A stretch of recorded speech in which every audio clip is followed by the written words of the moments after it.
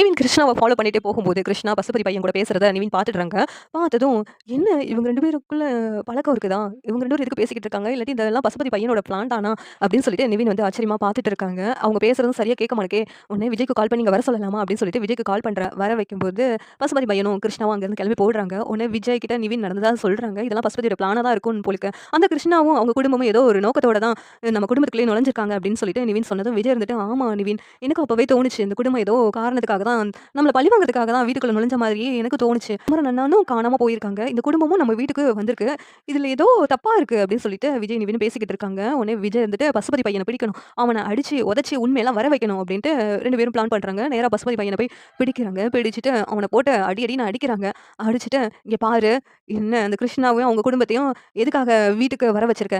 என்ன காரணம் சொல்லு?" அப்படின்னு சொல்லிட்டு கேட்குறாங்க. ஆனா அவன் உண்மைய சொல்ல மாட்டான். "இங்க பாரு, எங்க அப்பாவுக்கு தெரிஞ்சு உன்ன சும்மாவே விட மாட்டாங்க" அப்படின்னு சொல்லிட்டு பசுபதியோட பையன் சொல்றான்.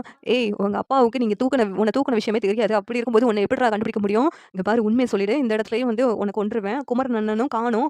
அவங்க எங்க இருக்காங்கன்னு உண்மைய சொல்லு" அப்படின்னு சொல்லி கேட்கும்போது, பசுபதியோட பையன் வந்து உண்மைய உளறிடுறான். அந்த கிருஷ்ணாவையும் அவங்க குடும்பத்தையும் நாங்க தான் உங்கள பழி வாங்குறதுக்காக உங்க வீட்டுக்கே அனுப்பி வச்சோம்.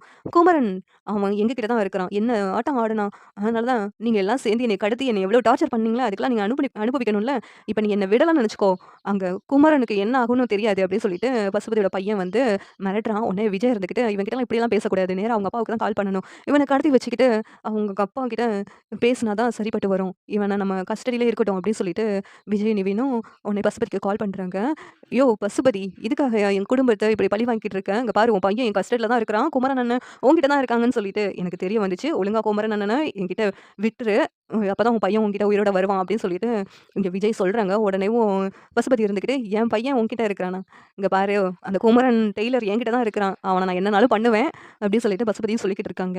உடனேவும், "இங்க பாரு நீ குமரன் அண்ணன் மேல கைய வச்சேன்னா, இங்க பாரு இவன் மேல கைய வைக்கிறதுக்கு எனக்கு எவ்வளோ நேரம் ஆகும்னு யோசிச்சுக்கோ. குமரன் அண்ணன் இப்பவே என்கிட்ட அனுப்பி வை" அப்படின்னு சொன்னதும், பசுபதி வந்து, "சரி நான் அனுப்பி வைக்கிறேன். நீ என் பையன என்கிட்ட அனுப்பி வை" அப்படின்னு சொல்லிட்டு 2 பேரும் பேசிட்டு இருக்காங்க. இந்த சீரியல் எப்படி இருந்தா நல்லாருக்கும்? நீங்க நினைக்கிறீங்கன்னு கமெண்ட் பண்ணுங்க. இந்த வீடியோ பிடிச்சிருந்தா லைக் பண்ணுங்க, ஷேர் பண்ணுங்க, சப்ஸ்கிரைப் பண்ணுங்க. Thank you.